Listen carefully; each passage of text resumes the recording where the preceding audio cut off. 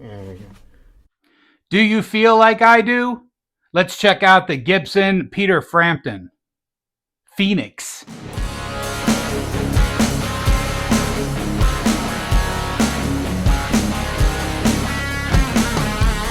Hey guys, hey gals, 40 Grit here, 40 Grit Guitars. Hey, last week, couple weeks ago, I was looking at some other guitars, actually considering a Van Halen Music Man.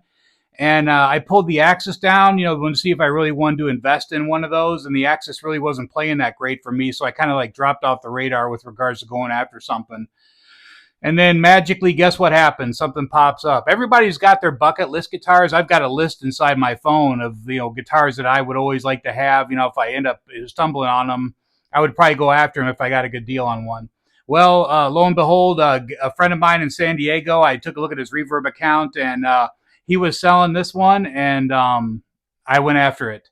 I couldn't be happier. I'll go through it with you here on the bench, and then we'll plug it in and check it out. Cool thing about this guitar is the 3 pickups, and if you don't know the story about this guitar, the Phenix guitar, in 1980, Peter Frampton was on tour, and he was in Venezuela on his way to Panama. The cargo plane crashed. He lost everything. Everything was a loss. They had assumed that everything had burned up.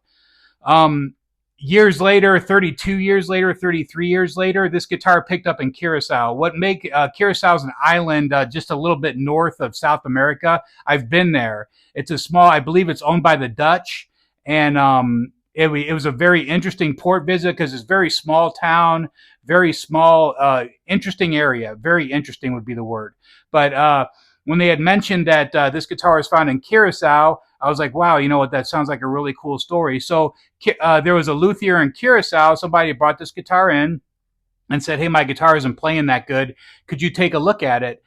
He took a look at it and said, hey, this is Peter Frampton's number one. So he sent some pictures to Frampton. Frampton said, hey, you know what? I think that is my guitar. Keep in mind, 32, 33 years later, this guy still remembered parts of the guitar. So he sent pictures to him.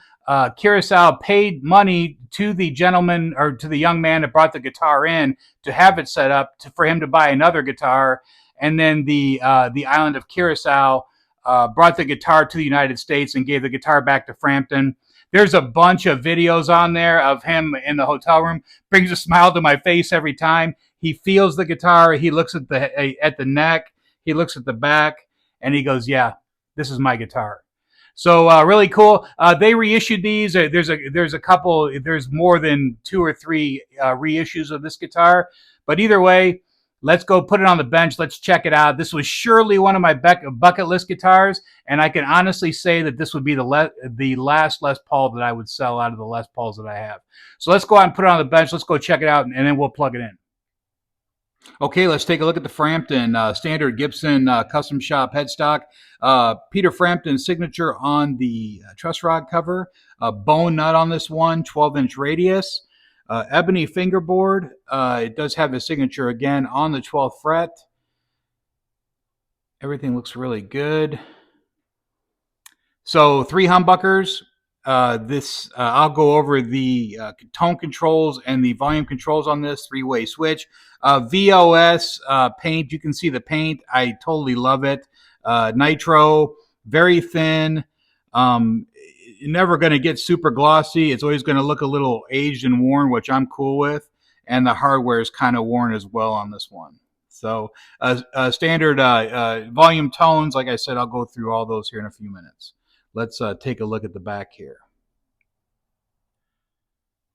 Grover tuners, neck is thinner than a 60. I compared it to my Les Paul Studio, which is a 60s neck. It is thinner than a 60s standard, or a 60s Studio. Shallow strap locks. It's got the Gibson 3-way switch cover on there, custom shop. And let's see here. Got the bumblebee caps in there, the oil paper, CTS pots, and everything looks good in there. I tore it apart and took a look at it. I did spray out the volume pots. They were a little scratchy, so they're doing good now. And then you got your input jack, standard. Let's take a look at the what the pickups are measuring. Okay, so the Gibson website states that these are custom buckers. So let's go through. I'm on neck right now. We're at 7.6. Middle throws us to, get the volume on. Neck pickup is at 7.7, middle at 3.9, and then 7.7 for bridge. And then if you roll on to the middle pickup, you're at 7.6. So the 500T was the one he used in the bridge in the in the 80s, late 70s, 80s, but these are custom buckers on this one. All right, let's get a weight on the Peter Frampton. Peter Frampton is at 8 pounds, 2 ounces, or 8.182. Perfect weight. This is surely one of my lightest Les Pauls. Okay, so on the Frampton, I have a hybrid set. I went 10s for the wound and 9s for the unwound strings. I just like having a more buttery bend when I'm on my G, B, and E string. Like I said, this would be the last Les Paul that I would sell out of all my Les Pauls. Even the Randy Rhodes, the Gold Top, all those guitars that I have. This would be the last one I'd let go. It's got a great weight on it, 8.2 pounds, and you just can't go wrong. So the Frampton wiring is different. The upper volume and tone, they control the bridge pickup and the neck pickup.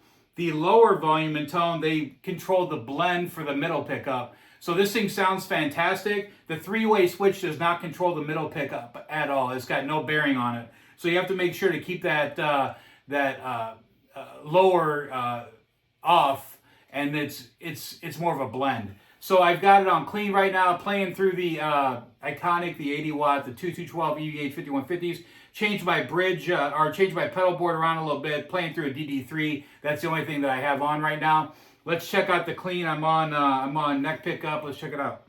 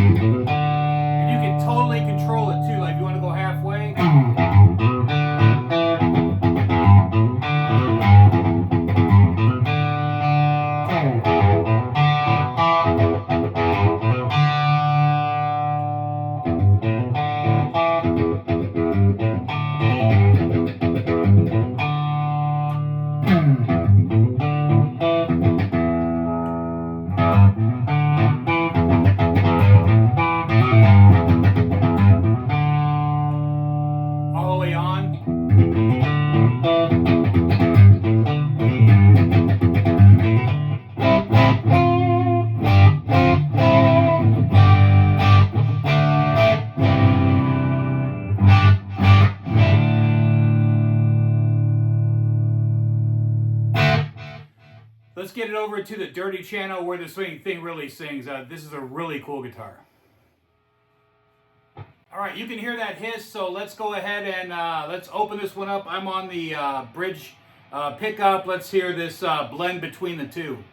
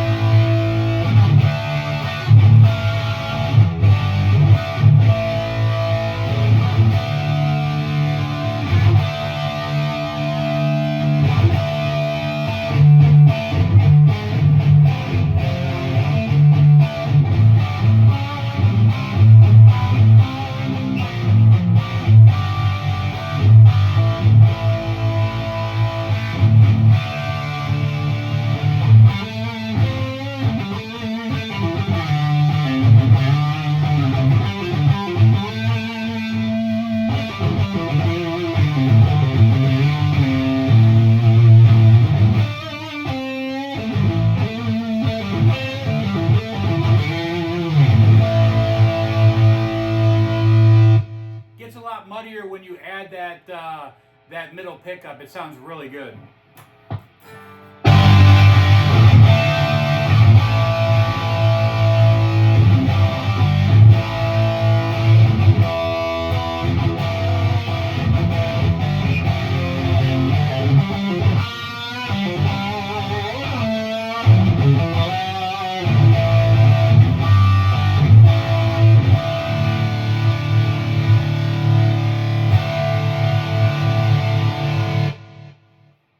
The fun of this guitar is the blend.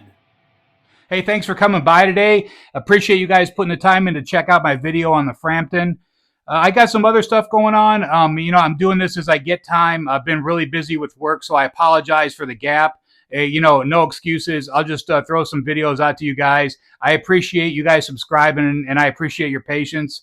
I'll try to go live today sometime if I get a chance. If not, I'll catch you this weekend or something. But hey, super appreciate you checking out the video. And let me know if you have any questions or anything. 40gritguitars@gmail.com, or you can use my old one, dtuner5150@gmail.com, whatever. I will may see you guys on the flip side this afternoon. Thanks for watching.